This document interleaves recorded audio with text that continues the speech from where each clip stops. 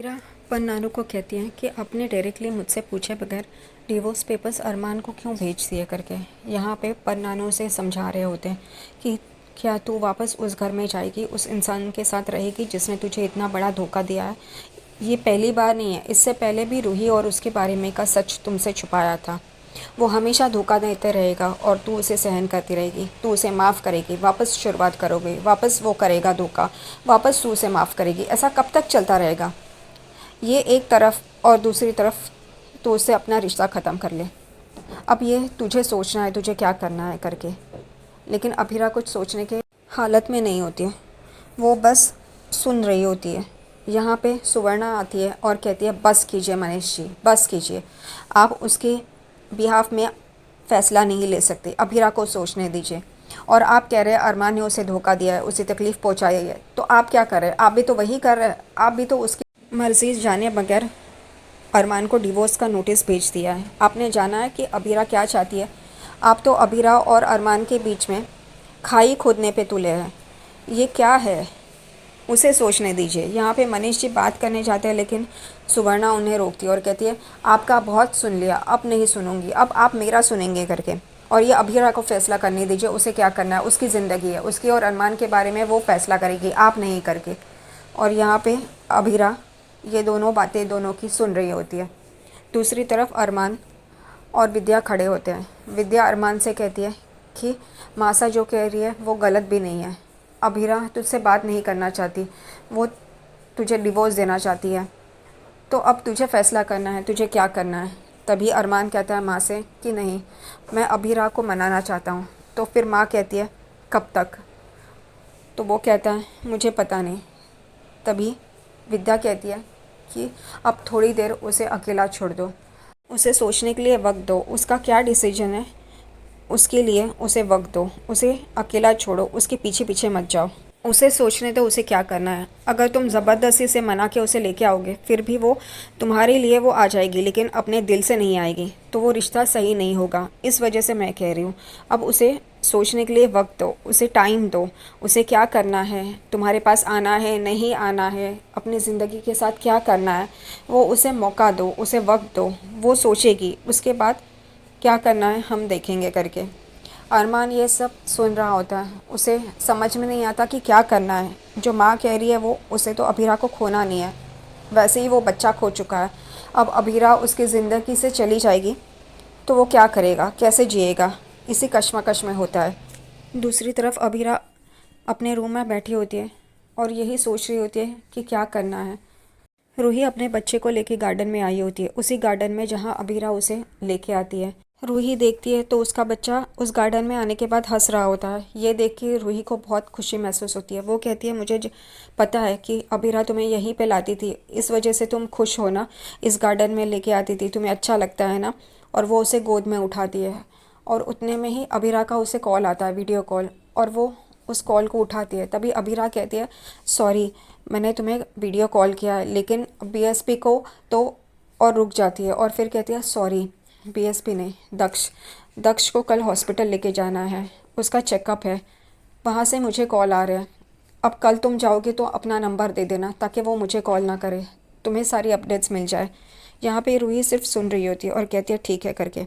उतने में ही रूही के बच्चे को पता चलता है कि अभीरा कॉल पे है और वो आवाज़ करने लगता है। अभीरा ये सुन के बहुत एकदम हैरान हो जाती है, उसे बहुत दर्द होता है उसकी आवाज़ सुन के, लेकिन फिर वो कॉल काट देती है और कहती है सॉरी। यहाँ पे रूही अपने बच्चे को देखती है और वो अभीरा की आवाज़ की वजह से वापस रोने लगता है। रूही उसे अपने सीने से लगा लेती है और कहती है मैं जानती हूँ तुम रो रहे हो क्योंकि तुमने अभीरा की आवाज़ सुनी है और तुम्हें भी उससे बात करनी है, लेकिन मैं क्या करूँ करके। और वो उसे सहला रही होती है। उतने में ही उसकी हंसने की आवाज़ आ जाती है और वो देखती है तो ऊपर सारे बटरफ्लाइज दिखाई देते हैं। यही देख के उसका बच्चा हंस रहा होता है और वो एकदम से देखने लगती है और उसे आवाज़ आती है कैसा लगा करके। वो पीछे मुड़ के देखती है तो अबीर होता है। अबीर ये सब कर रहा होता है क्योंकि वो रो रहा होता है रूही का बच्चा, इस वजह से उसे हंसाने के लिए। रूही उसे देख के बहुत खुश हो जाती है अबीर को। अबीर कहता है कि मैं लूँ, तो वो रूही अपने बच्चे को उसे दे देती है और वो बेंच पे बैठ जाता है उसे लेके। वो दोनों जन रूही और अबीर अपनी पुरानी बातें लेके बैठ जाते हैं कि कैसी हो तुम छोटी थी तभी ऐसे करते थे, तुम छोटे थे तभी ऐसा होता था। तभी रूही और अभीर एक बात पे एग्री करते हैं कि हम वो पुरानी बातें अब छोड़ के नई शुरुआत करें। वो दोनों कहते हैं सही है ये करके। उतने में रूही कहते हैं हम दोनों अपने अपने ज़िंदगियों में कितने खुश हो गए ना, तू रॉक स्टार बन गया, मैं भी अपनी लाइफ में शादी करके बच्चा है ये मेरा करके। तभी वो दोनों यही बातें कर रहे होते, उतने में अबीर कहता है हाँ लेकिन अबीरा अपनी ज़िंदगी में दुखी है। तभी रूही कहती है मुझे भी पता है करके, जानती हूँ मैं करके। तो ये सुन के अबीर को एकदम से शौक लगता है क्योंकि रूही उसके लिए इतना फील कर रही है। तभी रूही कहती है मैं जान चुकी हूँ कि अबीरा की इसमें कोई गलती नहीं थी, अबीरा को पता नहीं था कि ये बच्चा उसका है या नहीं है। ये सब कुछ अरमान ने किया है, उस बेचारी को पता नहीं था। वो जो रो रही थी वो झूठे आंसू नहीं थे, वो सच था। अब मुझे रियलाइज़ हो रहा है करके। ये सुन के अबीर को बहुत अच्छा लगता है कि कम से कम अबीरा की बात, अबीरा के जज्बात वो समझ पाई है। और यहाँ पे वो कहती है रूही कि उसे पता नहीं था कि ये उसका बच्चा है, फिर भी उसने उसे अपने बच्चे की तरह ही पाला है। अबीरा घर पे अपने बुक्स लेके नोट्स निकाल रही होती है, देख रही होती है। उतने में अबीर वहाँ पे आता है और उसे देखता है। तभी वो देखता है कि वो उदास बैठी है, उसे पुरानी शायद यादें आ रही है, इसलिए उसकी आंखों में आंसू है। तभी वो उसे हंसाने के लिए पुरानी बातें लेके बैठ जाता है। और वो अबीरा को कहता है तुम्हें अगर केस में कोई मदद चाहिए होगी तो मुझसे ले लेना, मुझे लॉ के बारे में सब कुछ पता है, मैंने मम्मा को एलएलबी के लिए मदद की थी। तभी वो हंसती और कहते हैं मुझे पता है, बड़ी माँ ने मुझसे कहा था करके। तो वो दोनों हंसने लगते हैं। उतने में अबीरा कहती है कि मुझे अपनी माँ जैसा ही करियर बनाना था, इसलिए मैं लॉ में आ गई। तो अबीर कहता है हम दोनों ने ही अपनी माँ का करियर लिया है, मैंने सिंगिंग में और तुमने लॉ में। तो वो अबीरा कहती है तो आपको तो डॉक्टर बनना था ना। तो वो कहता है फिर भी मैं डॉक्टर तो हूँ ही ना, म्यूज़िक से सबका इलाज करता हूँ। और वो दोनों हंसने लगते हैं। उतने में अबीर किचन में जाता है, फ्रिज से ब्रेड जाम निकालता है, ब्रेड पे जाम लगाता है और बना के टेबल पे लेके आता है जहाँ पे अबीरा बैठी रहती है। और वो कहता है तुम्हें पता है मम्मा ब्रेड जाम कैसे बनाती थी। और वो हाँ करने के लिए मुंह खोलती है, उतने में अबीर उसके मुंह में ब्रेड जाम डाल देता है और वो खाने लगती है। तभी अबीरा कहती है मम्मा ब्रेड जाम बनाती थी पता है। तो वो कहते थे हाँ मैंने खाया है, बहुत मस्त बनाती थी, बहुत अच्छा बनाती थी करके। और यही मम्मा की बातें लेके वो दोनों भाई बहन बैठ जाते हैं। और यहाँ पे अबीरा की हंसी देख के अबीर को अच्छा लगता है। वो कहता है कि तुम्हारे पर नानों ने जो भी किया है उससे मैं सहमत तो हूँ, लेकिन ये तुम्हारी ज़िंदगी है, अरमान के साथ तुम्हें रहना है नहीं रहना है वो तुम डिसाइड करोगी, कोई और नहीं। और ये भी जानता हूँ कि पर नानू अपने ईगो के चलते ये सब कर रहा है। और मैं इस बात के लिए भी हैरान नहीं हूँ कि कल को वो कहेंगे कि ये गलत है करके, तुम अरमान के साथ रहो, क्योंकि ये सिर्फ उनका ईगो है।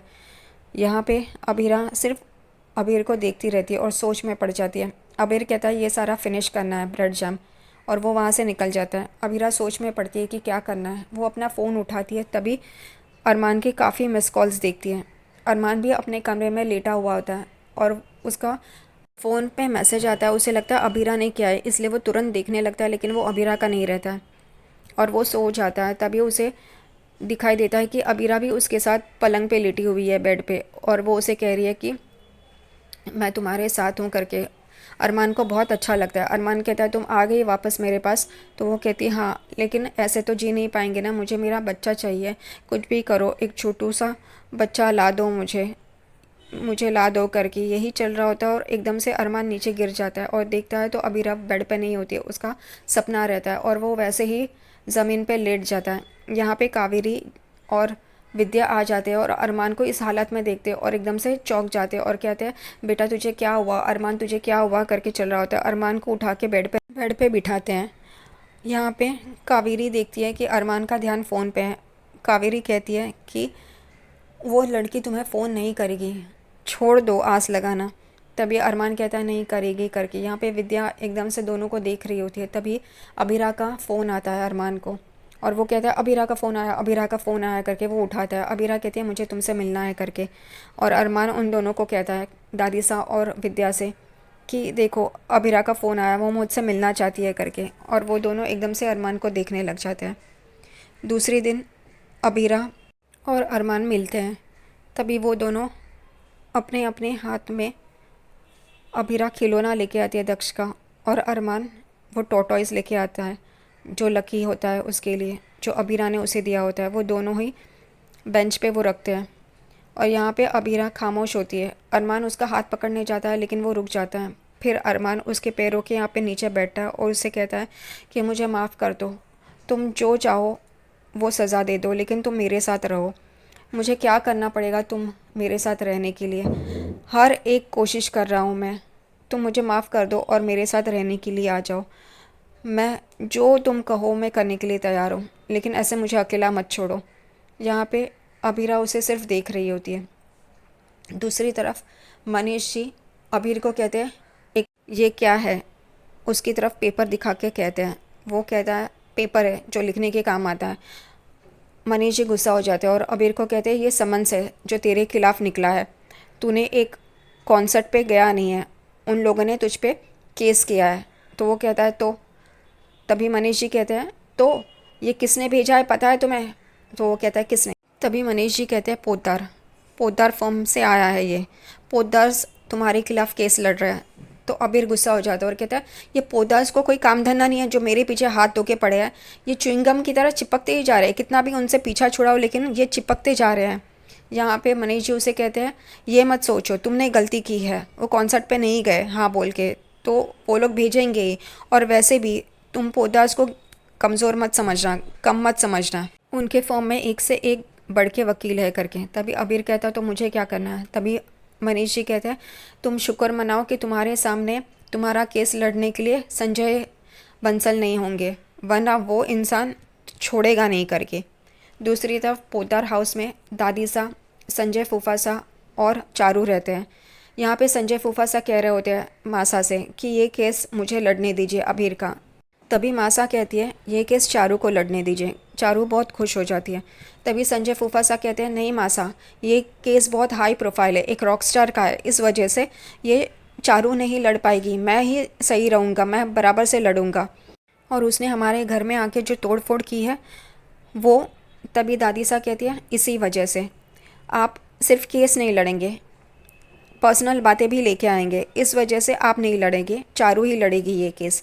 तो वो कहते हैं ये हाई प्रोफाइल है मासा, ये इसके लिए बहुत कुछ दाव पे लगा है, ये मैं ही हैंडल कर सकता हूँ।